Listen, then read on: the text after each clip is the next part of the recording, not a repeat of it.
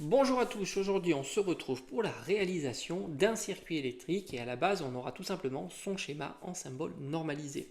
Je vais te le mettre ici, c'est vraiment la base, le début de la réalisation d'un circuit électrique. Donc on va le faire pas à pas, ensemble. Évidemment tu auras un matériel différent à l'école, mais dans les grandes lignes c'est exactement la même chose. Alors comme tu peux le voir ici, tu as déjà une pile. Alors moi, dans mon cas précis, je vais utiliser tout simplement une pile 1,5 volts. Souvent, au collège, on utilise des piles de 4,5 volts, mais sur le principe, c'est exactement la même chose. J'ai mon support ici de piles, bien respecté le plus et le moins, avec la borne rouge pour le plus et la borne moins qui est le noir ici. Donc dans mon circuit électrique, on va commencer par le générateur que l'on va mettre comme ça, le plus et le moins. Par la suite, on va suivre évidemment les fils. On a l'interrupteur. Donc moi, j'ai un interrupteur comme ceci, à lame. Lorsqu'il est ouvert, évidemment, le courant ne peut pas circuler. Lorsqu'il est fermé, le courant pourra circuler. On va l'ouvrir pour réaliser le circuit. Il y a une borne plus et moins, mais au final, tu sais que l'interrupteur n'est pas un appareil donc polarisé, donc ça n'a pas d'importance. Malgré tout, je vais quand même respecter le code couleur. Donc on utilise un fil ici et ici. Donc là, je relie mon interrupteur tout simplement à mon générateur qui est une pile dans ce cas précis.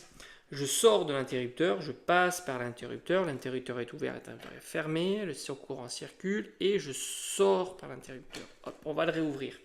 Et là, on arrive tout simplement à l'ampoule. Ici, j'ai mon support ampoule.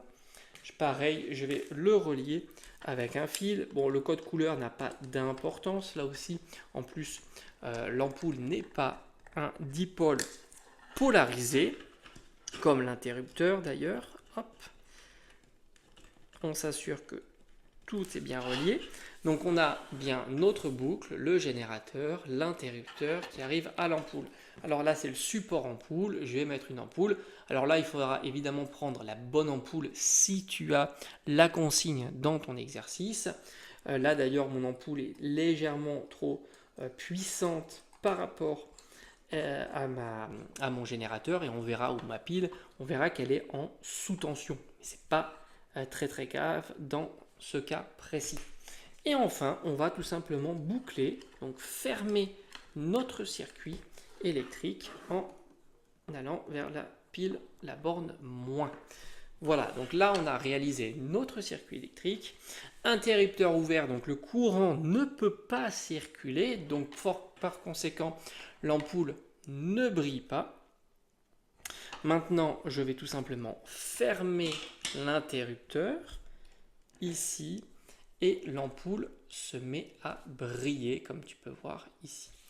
Donc pourquoi l'ampoule se met à briller? Parce que le courant qui sort de la borne plus peut circuler au travers de l'interrupteur fermé et passer par notre dipôle non polarisé.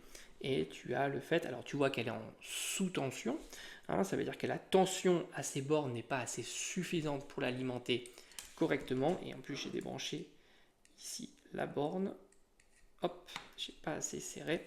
Voilà, on a terminé ensemble la réalisation de ce petit montage très simple qui te permet de débuter dans le circuit en série, parce que là on a bien une seule boucle, donc le circuit est bien en série. Si tu as la moindre question, n'hésite pas à les laisser dans l'espace des commentaires, j'y répondrai rapidement évidemment. Allez, à bientôt.